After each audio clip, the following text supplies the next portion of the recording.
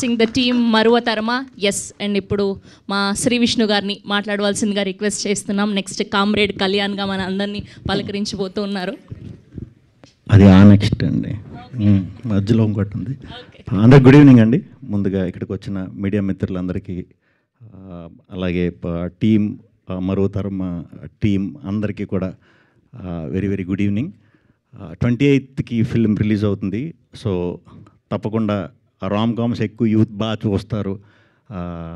దానికి తోడు ఈ సినిమాలో పాటలు చాలా బాగున్నాయి. చైతు గారు యాక్చువల్లీ మాటలు కూడా పాటలాగే ఉన్నాయి, అంటే మంచి మంచి వర్డ్స్ ఉన్నాయి.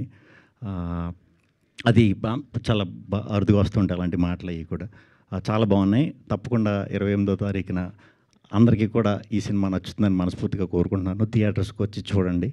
అండ్ టీం అందరికీ, హీరోయిన్లకి, అలాగే మా రోహిణి గారు చేశారంటే డెఫినెట్గా సెన్సిబుల్ ఇదైతేనే చేస్తారు.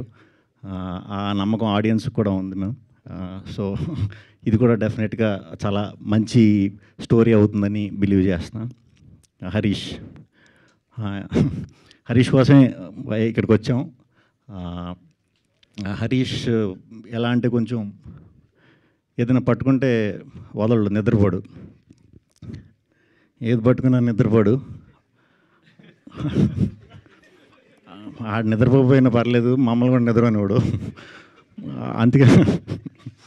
అందుకని మమ్మల్ని అలా చేయకూడదని ఈ సినిమా తర్వాత వరుసగా సినిమాలు వచ్చి మంచిగా బిజీ అయ్యి మాకు శుభ్రంగా నిద్ర ఉండేలా చేయాలని.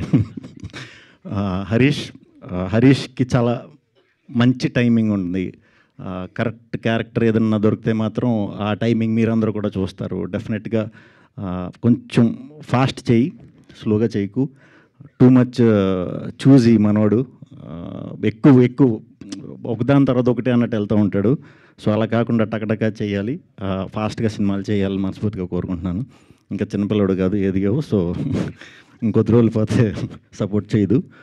సో చేస్తూ ఉండు. హరీష్,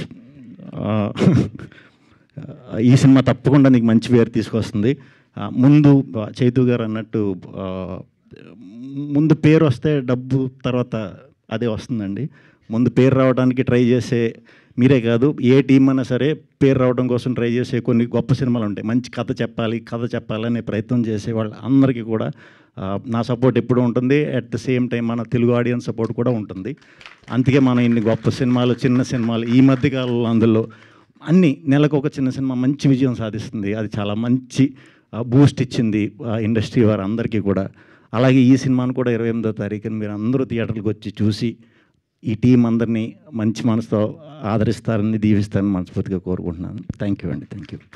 థ్యాంక్ యూ శ్రీ విష్ణు గారు. Thank you so much.